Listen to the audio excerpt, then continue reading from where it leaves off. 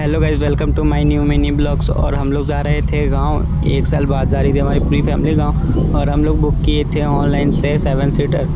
और हमारी पूरी फैमिली बैठी हुई थी और दिखाते बाहर का नज़ारा। और ये देखिए आप लोग, जा रहे थे हम लोग नई दिल्ली, ट्रैफिक से अभी अभी निकले।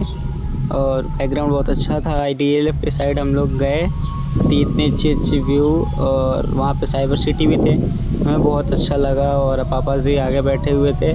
अब हम लोग आ रहे थे इंदिरा गांधी एयरपोर्ट के साइड। और बहुत बड़े बड़े एरोप्लेन भी देखने को मिले हमें।